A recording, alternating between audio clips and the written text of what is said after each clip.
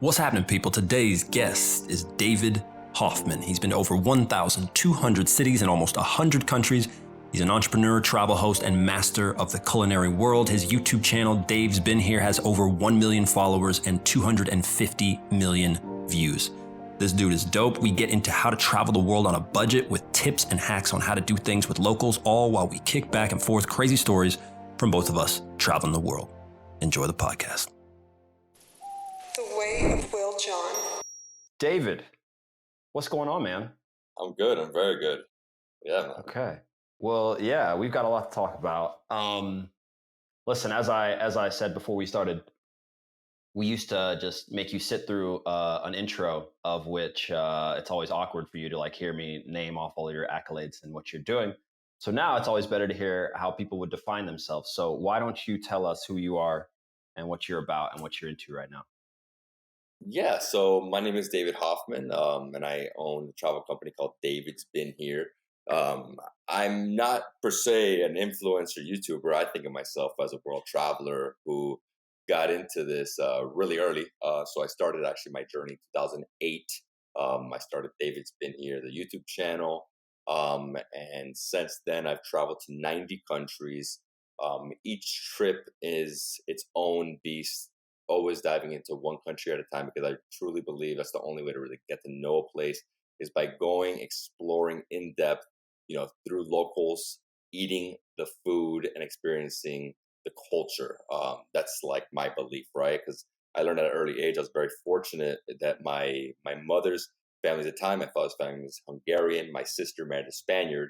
So I got to travel to Europe for the first time when I was 15.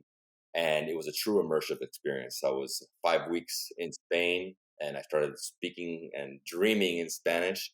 And I really understood that that was the way that travel should be. It shouldn't be a trip where, you plan 5 cities and, 5 countries and jump around, and that's your trip. I never saw that like the way it should be. I always believed that we have to go deeper. You have to really get to understand a place. And now, obviously I've dove in deeper into food. That's like one of my biggest focuses. Always, experiencing culture, history, attractions, but the food is the element that binds us together. It doesn't matter what language they speak. If they don't speak my language, I don't speak theirs. The food, that is the conversation opener, right? It's the gateway. And yeah, so right now, I'm traveling full time, about 120 days a year. I do have 2 daughters at home. So Miami is my home base. South Miami is where I live, and I'm expanding my company. I'm basically, I have 7 employees right now. We're trying to get to about 15 by the end of the year, just growing like crazy. That's editors, copywriters, post-production managers, and yeah, just dropping, content on every platform from all these countries. And, my main goal right now, or like the mission, is to get to that 100 country mark. I know, I was never about the accolades, but unfortunately, once I got to the million, it's like now I've been introduced as that guy with 1 million on YouTube. Now I'll get to 100 countries. That opens another door to more conversations, right? So right now I'm focusing on the next, basically 9, because I've got Barbados in about 10 days. I fly to Barbados, and then I got about another 9 to go to get to 100. And I'm looking at Iraq for September, Senegal and the Gambia for October. Possibly in November, I'm going to Saudi. So I'm looking at these countries, specifically countries that, people are just like, why would you go there? And it's like, no, that's the reason I'm going, is because it's an obstacle. There's a way to get there. There's a way to really embrace it. And these countries are safe, or at least safer than they once were, right? Especially Iraq. As an American, it's very interesting that this country is now, allowing tourists to come in, because it's become safe. In comparison to what it was, 10 years ago. So yeah, that's a little bit about me. I went all over the place, but my main mission is to change the way people see travel. I have a lot of things, a lot of dreams and ambitions, and I'm right now in this, I guess, in this phase where it's sort of a transition, right? Growing an audience, but at the same time moving them to purchase and basically experience the experience that I've created for them in the future. I don't want to get too deep into it, but my main goal right now is to start buying apartments in Eastern Europe, which I don't want to talk too much about because, You don't want to give it away before someone comes in and just especially if somebody's ready to go with the cash. There you go. I know. Yeah, it's a funny thing with ideas, right? Generally speaking, you can pretty much tell anyone your best and greatest idea because everyone has great ideas. Very few people have the execution. Everybody would love to travel to 100 countries. Not a lot of people are going to figure out how to how to do that properly, right? So, Hmm. plenty within that. I want to say first off, I don't think I'm not sure if I've actually even met someone that's been to more countries than me. So this already is interesting in the sense that I think my mark, and I haven't counted in a little bit, I'm somewhere in the 70s, 75, something like that. Amazing. And obviously, all of mine being from soccer, I've picked up that same exact mentality that you have in the sense that people have people have no idea what they're talking about when they talk about other countries. Basically, after all this travel and all of the ideas and the images that people form or that are thrown on them, whether it's Iraq, whether it's Eastern Europe, whether Africa, and all this stuff, you have such a limited view that you've picked up through Fox and CNN or whatever it is exactly. And so, for you to have done all this and to go on this journey, it's really interesting. And I want to dive straight into something that people are probably very interested in, which would be you've probably been to some dangerous places, some places that have that that sort of image or stereotype. Have you been in any real life threatening or situations where you thought, oh shit, like this was a bad idea, maybe we shouldn't have come here or anything like that? Has anything like that happened? I've been very fortunate. Nothing like that has happened. Obviously, I'm very well informed before I go on a trip. Like I was in Iran early this year, and obviously any American would stay away from Iran just to gain the visa as a mission. They, in terms of the politics, it's not viewed great as an American to go there. But once you're there, the country's super safe. Everything's fine. Obviously there's limitations like most countries in terms of what I can film. But yeah, I mean, I've never been in a bad situation like that. Well, obviously I haven't been to some of these countries in Africa where I know there's certain issues like in Congo and some of these other countries that are going through civil wars, which I just wouldn't put myself there yet. I see. I have two kids. My risk level has gone way down. Yeah. Okay. And so, how did the food part come in? Because I've seen some of your videos and I've seen this stuff. How did that come in? What was the whole idea behind that? What do you try and do? What do you try to portray?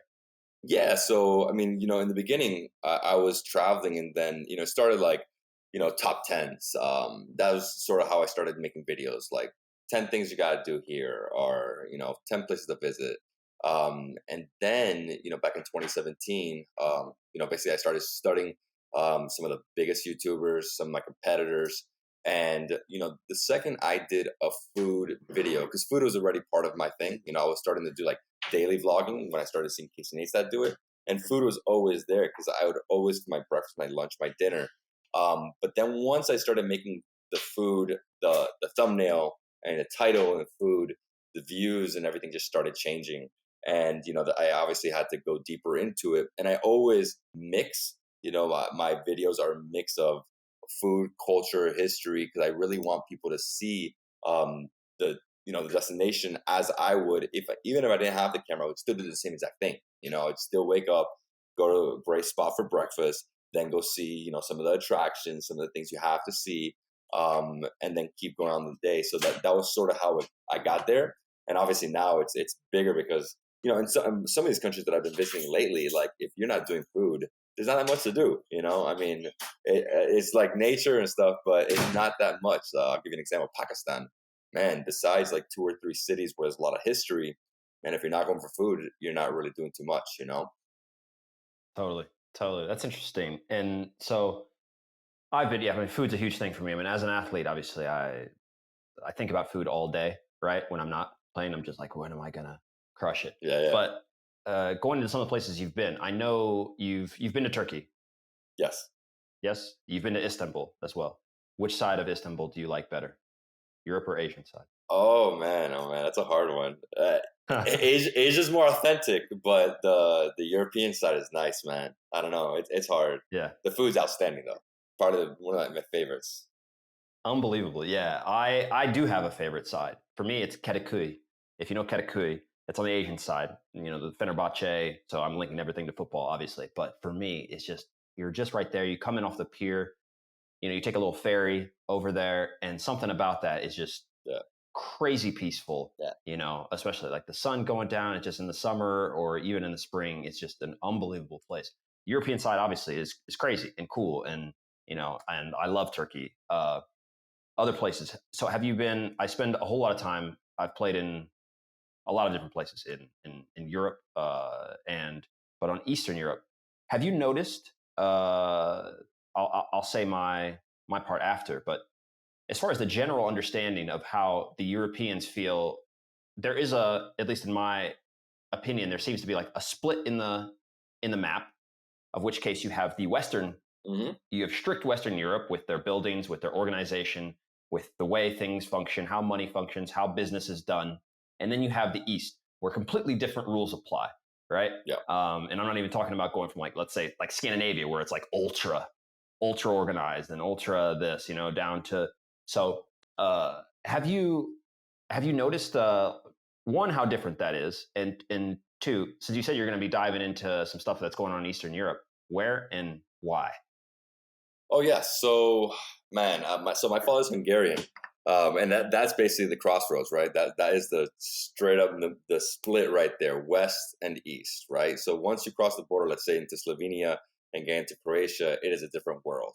Obviously, it's developed over the past decade, but first time I was there was 2008, and I actually went to Montenegro the year after they broke off from Serbia, and it's a different beast. It's completely different in the sense of just life in general. I recently visited Albania, and Albania is like what Europe was 30 years ago, where you still see farmers, where there was no huge, autopista or highways and stuff. It's just so different. Obviously, cost of living is different. Lifestyle is very different. I don't know. There's something about Eastern Europe. I really, really love it. I'm just missing one country in the Balkans, which is not really the Balkans. It's Romania.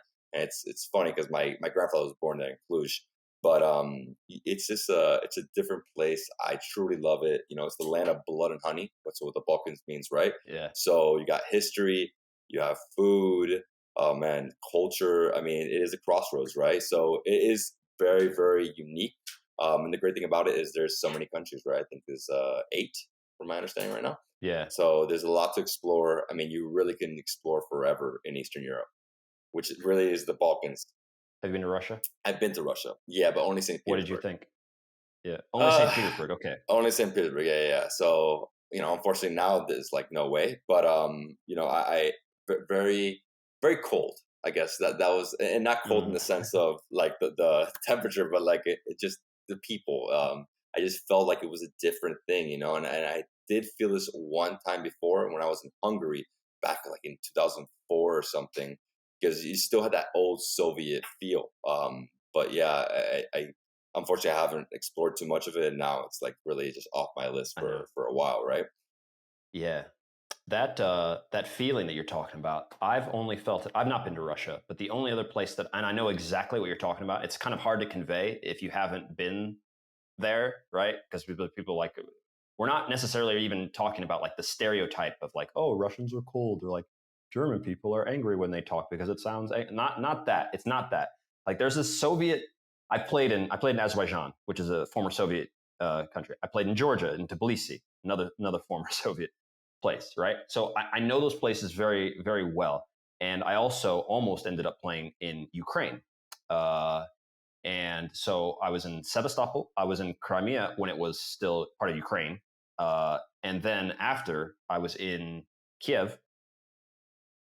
And there was a time I was talking to a taxi driver who was driving me to the airport. And I asked him, so like, what's it like now? What was it like in the Soviet Union?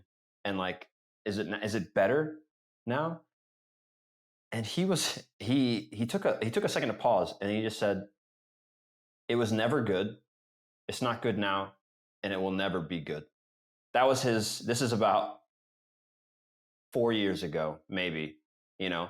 Here we are now with everything that is going on in Ukraine. Yeah. And if you walked around and talked to the people, like there's this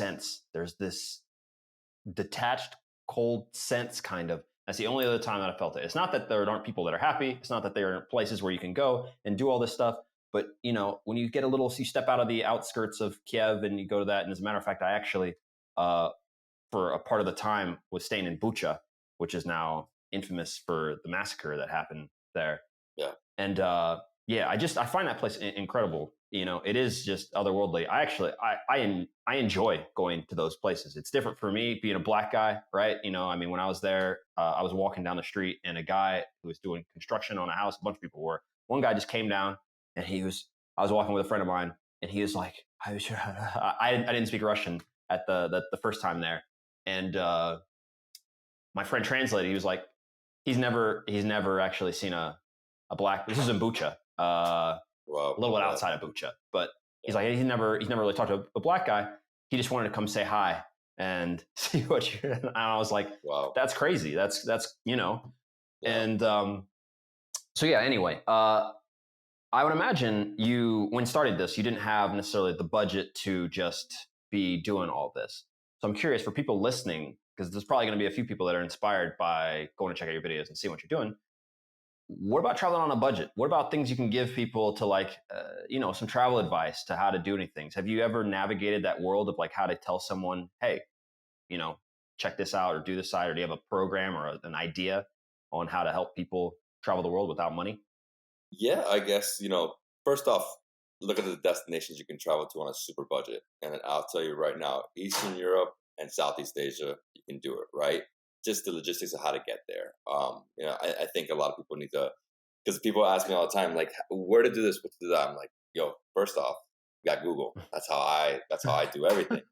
I'm a Yeah. if you can put a title on me, I'm like the pro trip planner, right? So I just Google things, dive deep into studying, and now thankfully we have YouTube, so I can literally just study things so easily. So I think about when you're thinking about budget, there are books out there. I think no matter Matt has one where you can do $50 a day anywhere in the world. Obviously that does change. Really depends where you are. If you're going to be in Scandinavia, you're just going to a supermarket and you're buying food and you're taking it home. You're not going to be going out and experiencing the food in restaurants, which unfortunately some of these places there is no street food. Lately I've been going to a lot of places there's just no street food, so it's like we're sitting at restaurants for sure. But yeah, I mean, in terms of on a budget, now for me the main thing is obviously I always have a budget. I always bring a budget to in terms of spending, because I do want to add to economies, and that's one thing I always share with people is like, don't go on a super shoestring budget, because people there they need the tourism to feed into the economy, right? But yeah, in terms of just going on a budget, I think number one is just look up the top 10 countries that are most affordable. And I'll tell you right now, like Thailand, one of the best countries on earth, safe, clean, pretty clean, food, absolutely bomb. And I can eat for $5 a day. I can literally eat nonstop. So that's the first thing. That's why most backpackers do start in Southeast Asia, or most people that start in my profession start in Southeast Asia, because it's super affordable and you can get through it on a college budget, right? So I think that's the number one. I think other places, specifically Africa, is out of the question. Africa is the most expensive place you could travel to now. I'm doing a trip to Senegal, man, and that's a 5-figure trip just to get going. It's nuts, but just because of safety, you always have to be with a guide and a driver. There's certain things you just have to follow by those rules to be able to do certain places in Africa. And if you're thinking safaris, then you're thinking a different type of budget, right? But yeah, I think in terms of traveling on a budget, main thing is looking up the places and then really putting the budget. What is your budget? Make your daily budget. First off, just getting there. If you're in America, getting to Asia now is at least $1,500. I mean, tickets have gone up with this inflation.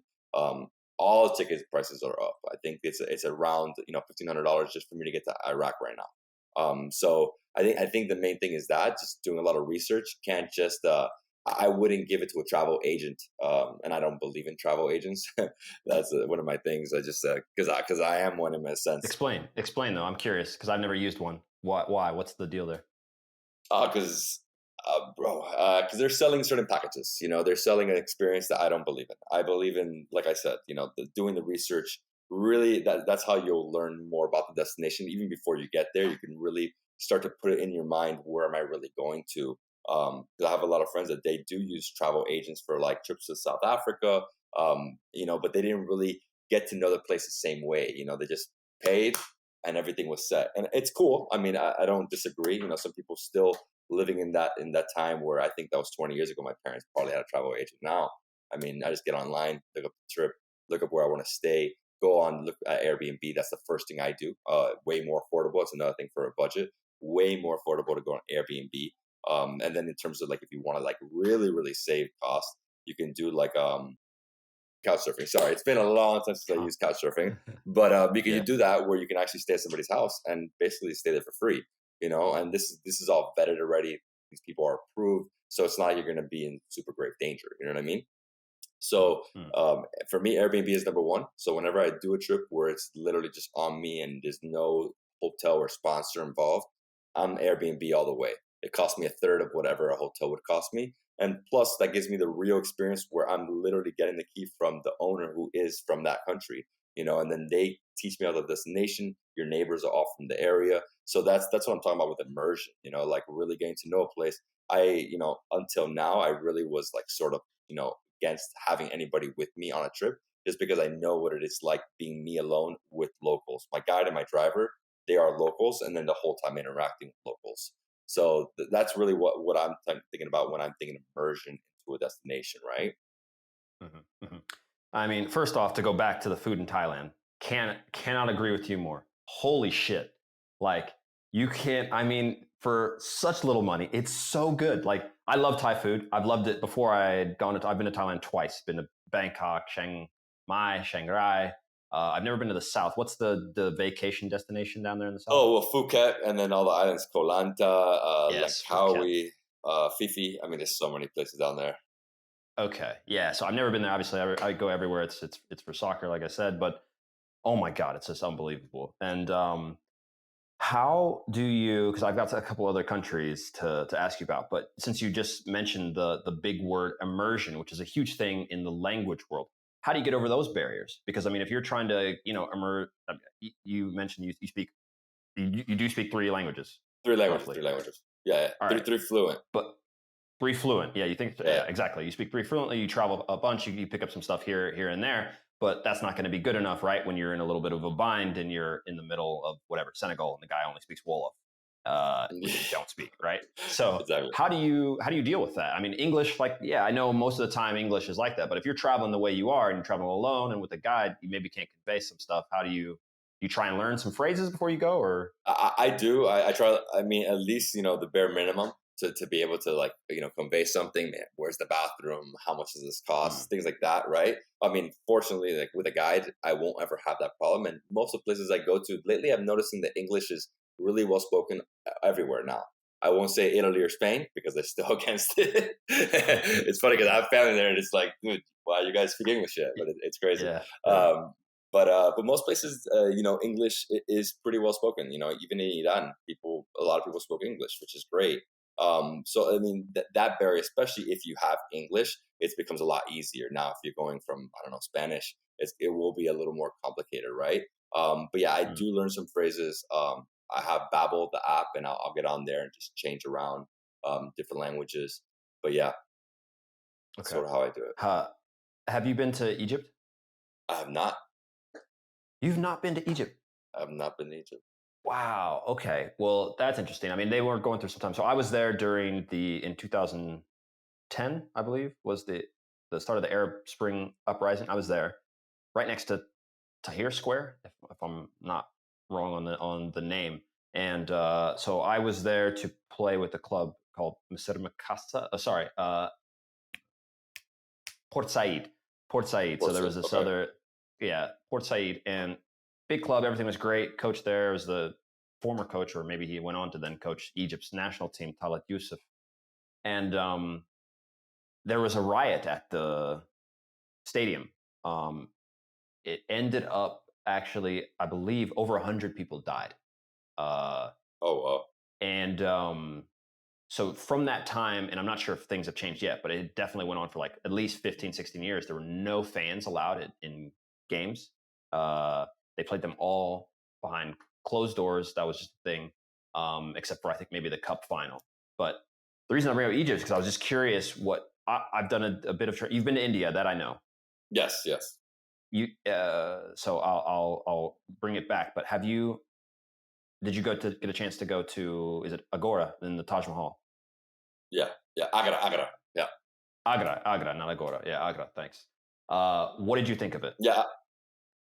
I mean, the Taj Mahal is amazing. I think it's incredible. Obviously, it's another very touristic destination where there will be a little bit of haggling involved. People always asking to be your guide. Obviously, if you have a guide, you're fine because he'll shush them off. That's something I've only felt, I think, in northern Africa, like Morocco and stuff, where people will be like really really pushy. But in terms of visiting, I mean, it's a must. Go to India, you got to visit Taj Mahal. It is gorgeous. Yeah, man, it's a wonder, right? It's one of the seven. So Yeah, well, because that's exactly why I was going to bring it up, because I've been to Taj Mahal, and exactly like you said, it's stunning. It was absolutely stunning. I definitely um, recommend it to anyone. But I've never been more blown away by anything as far as where the wonders go than by the pyramids, because of the way that we always show the pyramids. When we're out in uh, mhm. whatever on TV, you just see these. They're in the desert somewhere, you think like that, but you go there and you don't know that it's in Giza, and Giza's like, there's a city. And so you're just driving, like it's next to a city. You drive, and then all of a sudden out of nowhere, you look and like, oh, there's the pyramids. And actually being up on them and then just kind of getting that understanding of like, so they put these together, and they didn't take them from rocks like right down the street. Like it's from way down. Yeah. It's mind blowing for me. Like that was just otherworldly. I just really couldn't fathom how they did it. So I was curious, but definitely. I mean, obviously, I know you're going to end up there, even though it's a really touristy place. There's so much history and stuff like that. I mean, I guess another one of those places is Greece. You've been to Greece, I imagine. Yes, yes. Been to Greece. Yeah, yeah. And I didn't get to do enough digging, into the history, but see, it was cool, just like as a historical thing, to be down in the city and look up at the Parthenon, Parthenon. like Yeah, that's Parthenon. overlooking this city, and like to think back then, like how these people were just like, oh my God, like the gods are up there, like the kings or whatever. You just totally get this whole vibe. It's just, it's nuts, something It that you really just is. can't get across the Travel Channel, or watching a video or nothing. You gotta go, have you been to Nigeria? No, and that's another one that I'm trying to go to soon. Yeah, trying to Okay. get there. Okay, that's cool. It's My a my wild my one. dad. It's a wild one. Yeah, it's a while. So my dad is from Nigeria, Awesome. and so he's going to go there probably in a few weeks. Actually, I think, and I haven't been there for years and years and years now. Even though I've been wanting to try and get back. It's wild. Like there's so much. There's tons of fun. I mean, the people are great. Obviously, it has plenty of issues and plenty of problems, and it's going to depend on what you want to do, right? And like just like any country, I mean, if you want to go dig out deep, and if you want to go to the north and play with the danger a little bit, that's on Play with you. your life, right? Yeah, yeah, but that's cool. What did you think then? Just South America. Where have you been? So South America, I haven't gone too far south actually. So I've gone to Ecuador, Colombia, Venezuela, and then I just got back. My last trip was in Guyana. Okay. So amazing country. And then I also been to Suriname, right next door. So and those two are like completely different from the rest of South America because it's just a big mix of cultures, right? So they had Indian immigration, they had some Chinese, they also had the slave trade. So a lot of people mixed in this one area where you go right next door to Venezuela and you don't have that. Venezuela was like the indigenous people and then everybody who came after World War II. So very, very unique. Food is outstanding. Some of the best food. Both those countries have some of the best food in South America. Obviously, unless you're thinking about meats, then you go to Brazil or Argentina, right, or Uruguay. But yeah, and then I've been to Brazil. Brazil's amazing, but again, it's another one of these complicated places where you're walking around with a camera, you really can't walk around, So it's hard. I'll tell you. So I'm from Miami, born and raised, and I've stayed away from South America just because I feel safer walking in the streets of Mumbai than I do in some of the capitals of South America, which sucks, but it's Yeah. just the reality of it. Hmm.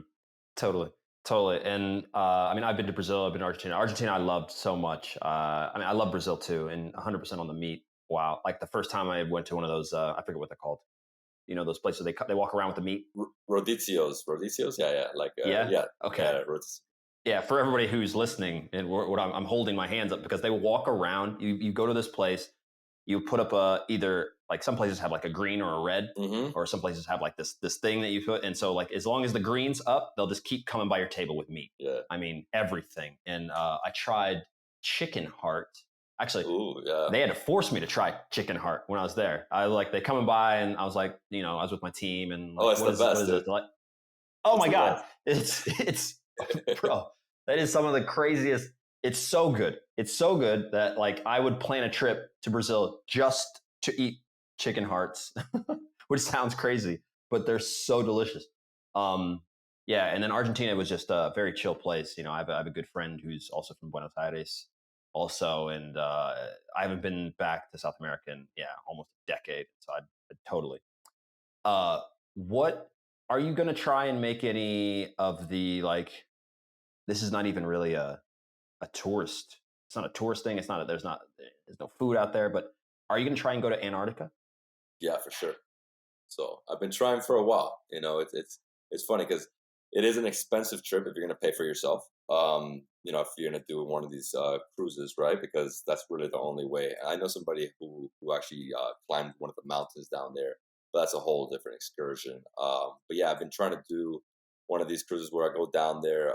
In terms of food, there is some stuff though. I mean, you're going to eat a lot of fish on the cruise, right? But yeah, I mean, it's a place that's on my list for sure. Until I find the right partner and then I find the right time, because that is automatically, I think it's 12 days in the ship, because it's 2 days crossing the strait, 2 days back. So you lose 4 days plus have to get there from Miami.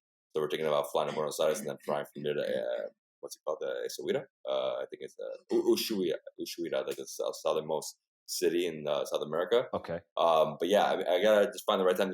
My daughter's the one. My daughter's 6, and she's like, "When you go, you take me." So I'm like, "Okay, so I guess I have to wait a little bit." Because I taking a 6-year-old down there is a little wild, but she loves it. She's an animal lover, so yeah. Okay, that's cool. Speaking of this year, we got the World Cup coming up. Yes, sir. You've been to Qatar. Yes.